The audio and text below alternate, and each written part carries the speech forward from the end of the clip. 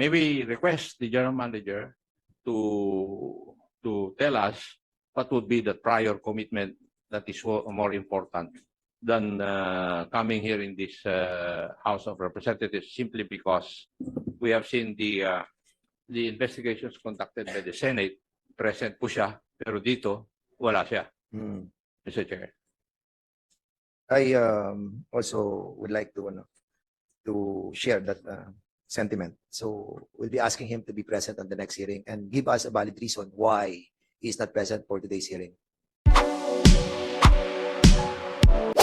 So we have invited the PCSO, and we have received several letters telling us that they cannot appear on this hearing. And unfortunately, this is a very important meeting that we have to discuss, and the head of the agency must be present.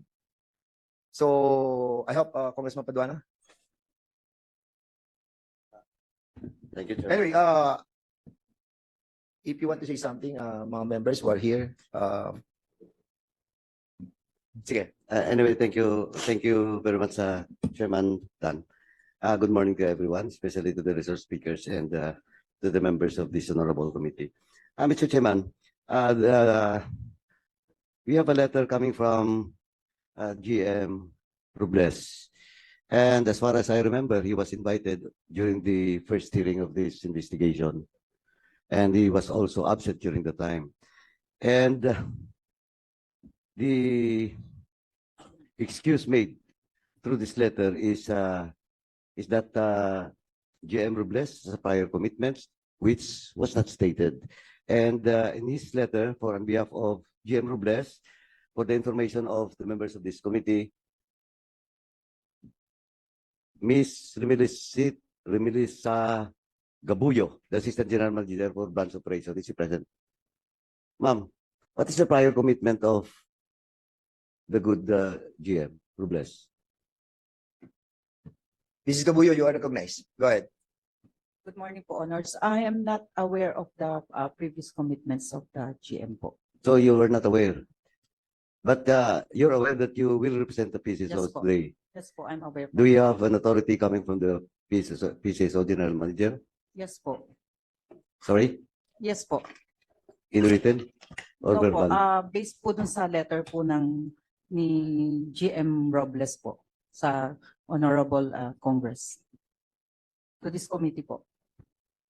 So you have an authority coming from him Opo. to answer all the query that will be raised by members of this committee. Yes, yes po.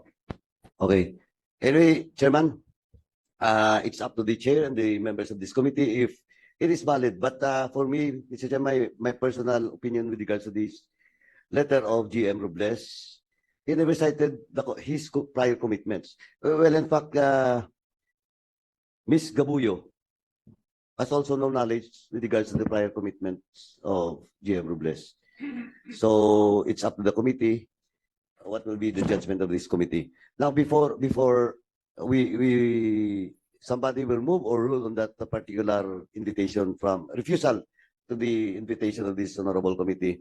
Yes. Let me also, I have also with me. Mr. Chair, Yes, before we leave the topic with the indulgence of the Honorable Paduano, Yes. What's the pleasure of the good Congressman Paduano? may I know the date of the letter that we sent to It's March. Send that sa kanila. 7. Yes, so March 7. May I know the date of his letter? The date of his letter is March 8. March 8. Yes. Here. So, but today is what? March 14.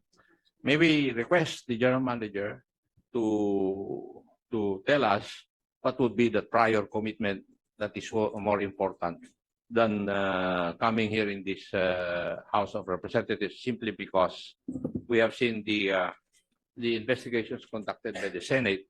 Present po siya, pero dito wala siya. Mr. Chair. I also would like to share that sentiment. So we'll be asking him to be present on the next hearing and give us a valid reason why he is not present for today's hearing.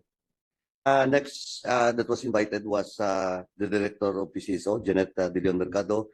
Yes, she has also a letter dated March 11, and now it's March 14.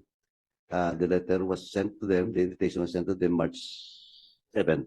Now, in her letter, ganon din po, prior commitment, but her commitment was stated in this letter sent to us. And the reason why he cannot attend this hearing is all because she has previously requested official travel to one of the islands in Quezon Province as our charity outreach program from March 14 to 16, 2024. So, mas malaga po ang outreach program ng PCSO kaysa po dito sa hearing na ito. And so, Mr. Chairman,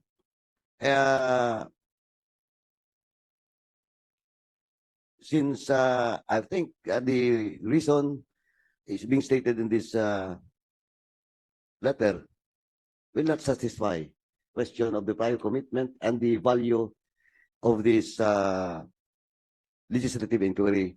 Mr. Chairman, I move to issue a subpoena for Ms. Jeanette De Leon Mercado because this is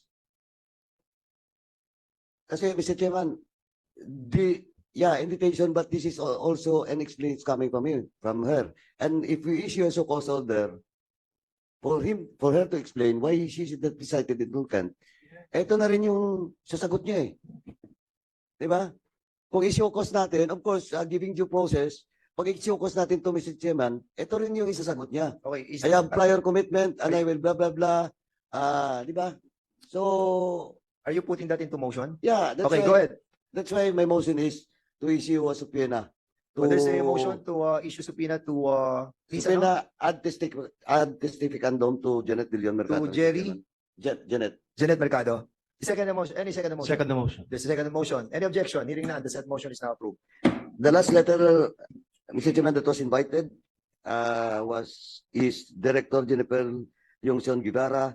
Again, prior commitment then, but she never cited his reason why she is not present in today's hearing. That's why with this, Mr. Chairman, I move to issue a show cause order for Director Jennifer Yongson Guevara. So, So there's a motion to issue